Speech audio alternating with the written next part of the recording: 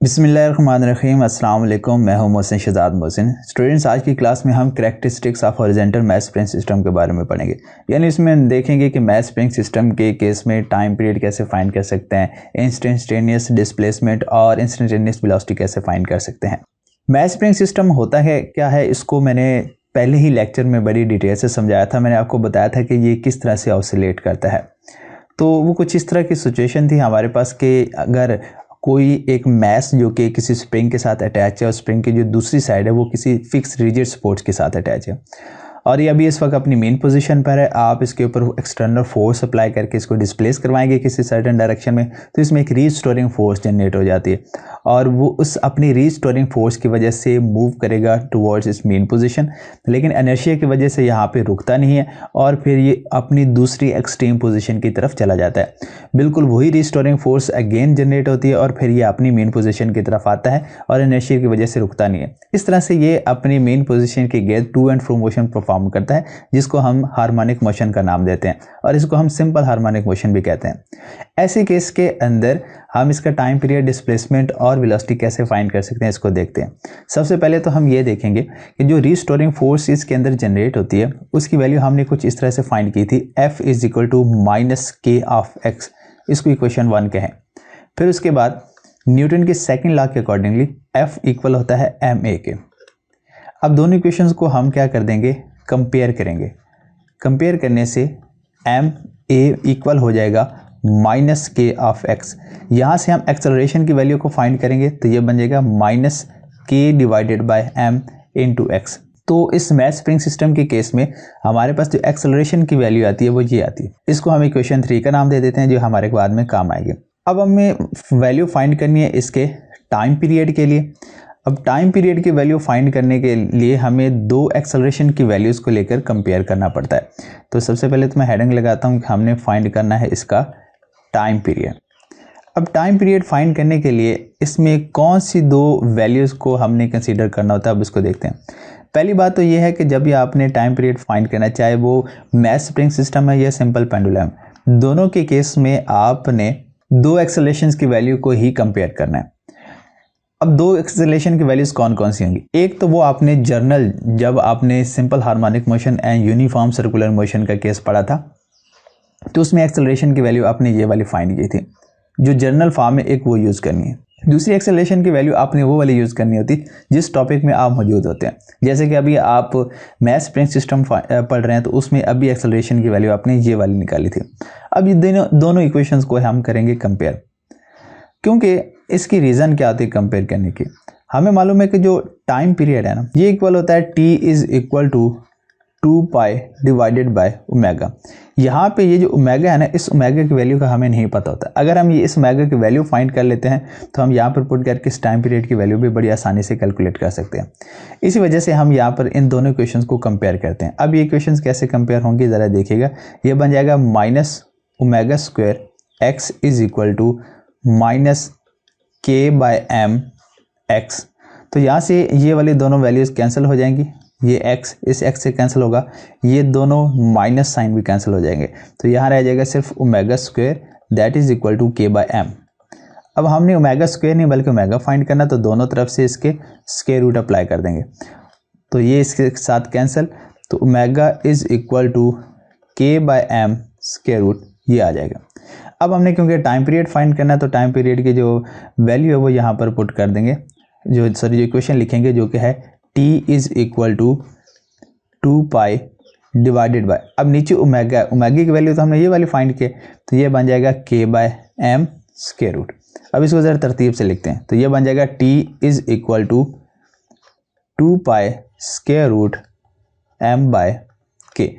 तो इस तरह से हम एक हॉरिजॉन्टल मैथ स्प्रिंग सिस्टम के लिए टाइम पीरियड की वैल्यू फाइंड कर सकते हैं। इस तरह से अब हम इंस्टेंटेनियस डिस्प्लेसमेंट फाइंड करेंगे। अब उसके लिए आपने पहले ये इक्वेशन पढ़ी है कि x is equal to X naught sine theta. अब यहाँ पर जो थीटा होता है ये ओमेगा टी के इक्वल होता है। कैसे पता चलता है, omega is equal to theta divided by T and theta is equal to omega T. तो यहाँ थीटा की ये वैल्यू पुट करेंगे तो ये बन जाएगा x is equal to X naught sine of omega T. अब ओमेगा की वैल्यू आपने अभी फाइंड किया जो कि बनती है k/m स्क्वायर रूट, और यहाँ पे भी आपको ओमेगा दिखाई दे रहा है, इसकी वैल्यू पुट करें x is equal to X naught sine k/m square root into T. तो इस फार्मूले की मदद से आप इंस्टेंटेनियस डिस्प्लेसमेंट जो है वो कैलकुलेट कर सकते हैं। तो अब हम इंस्टेंटेनियस वेलोसिटी को देखेंगे। अब इंस्टेंटेनियस वेलोसिटी का आपने फार्मूला पढ़ा हुआ है v is equal to omega square root X naught square minus X square. अब यहाँ पर देखें तो इधर से फिर से ओमेगा आ रहा है, और हमें मालूम है कि जो ओमेगा की वैल्यू होती है वो इक्वल होती है k/m स्क्वायर रूट। तो यहाँ ओमेगा की जगह पर इसकी वैल्यू पुट कर देंगे, और वैल्यू पुट करने से ये बन जाएगा v is equal to k/m square root into X naught square minus X square square root.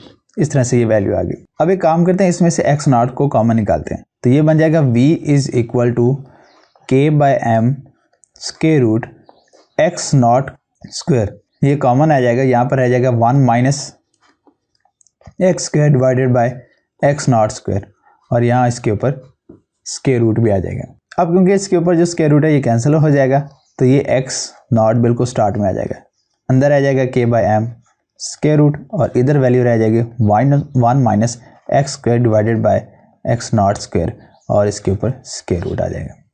तो हॉरिजॉन्टल मैथ स्प्रिंग सिस्टम के अंदर वेलोसिटी फाइंड करने का फार्मूला हमारे पास ये होता है। अब हम इसको चेक करेंगे एक्सट्रीम और मीन पोजीशन के ऊपर कि आया कि ये फार्मूला हमारे पास वैलिड रहता है या नहीं रहता। वही वेलोसिटी का फार्मूला मैंने रीराइट किया है। अब हम इसको मैक्सिमम वेलोसिटी के लिए भी चेक करेंगे और मिनिमम के लिए। हमें मालूम है कि जो मैक्सिमम वेलोसिटी होती है वो मीन पोजीशन के ऊपर होती है, और मीन पोजीशन के ऊपर जो डिस्प्लेसमेंट की वैल्यू होती है वो 0 होती है।